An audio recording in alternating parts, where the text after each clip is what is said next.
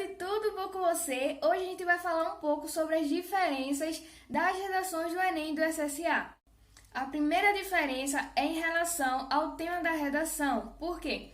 No SSA, o tema vai ser filosófico, enquanto no Enem vai abordar problemas sociais. Muita gente pode dizer que não vai conseguir escrever a redação porque não sabe de nada de filosofia.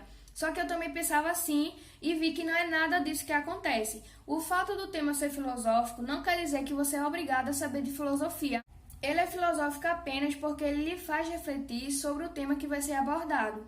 Então, uma dica que eu vou lhe dar, que é muito importante, que também me ajudou, é que quando você estiver lendo seu texto motivador, você preste atenção nos mínimos detalhes.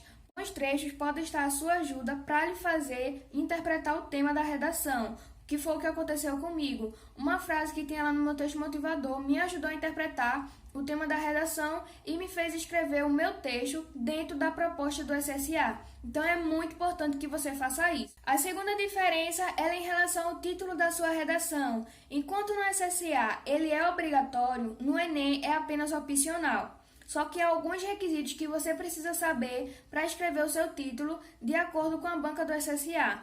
Um deles é que o seu título deve ser escrito no máximo em até 5 palavras. O segundo é que o seu título deve ser escrito por substantivos, adjetivos e advérbios. Ele não deve ser formado por conjunções, artigos e preposições. Muito cuidado nisso. Vale lembrar que o seu avaliador vai ter mais ou menos uma ideia do que você vai abordar ao longo do seu texto quando ele for observar o seu título, por isso que não deve estar nada diferente. Você não pode colocar uma coisa no seu título e abordar outra completamente diferente ao longo do seu texto.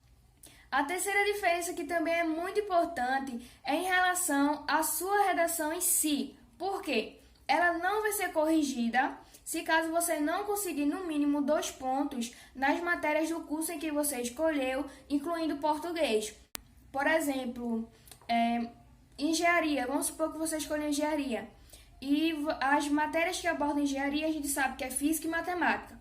Se você não conseguir no mínimo 2 pontos nessas 2 matérias, incluindo português, infelizmente a sua redação não vai ser corrigida. A mesma coisa que acontece com o Enem, que a sua redação é corrigida de forma isolada da sua prova. No caso do SSA, primeiro vai ser avaliada a sua prova, é claro. Por isso que a sua prova ela vai ser avaliada primeiro no SSA. Porque se caso você não conseguiu os 2 pontos, a sua redação ela não vai ser corrigida. Então vale a pena você prestar bastante atenção na hora que for marcar o seu gabarito e também prestar bastante atenção quando estiver lendo a sua prova. A quarta e última dica é em relação à sua conclusão. A gente sabe que a conclusão do Enem fala que devemos elaborar propostas de intervenção para minimizar a problemática que a gente mesmo desenvolveu ao longo do texto. Só que no SSA isso não se torna obrigatório. A gente deve apenas elaborar um pequeno resumo de tudo o que falamos ao longo do texto. Então, a nossa conclusão do SSA vai ser apenas um pequeno resumo de tudo o que falamos nos desenvolvimentos e na introdução. Vale ressaltar também que todas as 5 competências que são avaliadas na redação do Enem também vão ser avaliadas na sua redação do SSA. Então, nada de diferente vai ser avaliado, a não ser isso que eu acabei de explicar. Conectivos, teses, repertório sociocultural, o tipo do texto que também é dissertativo argumentativo, tudo isso vai ser avaliado também na sua redação do SSA. Se caso você gostou dessas dicas, não esquece de clicar no gostei e se restou alguma outra dúvida, pode comentar aí que eu vou lhe responder.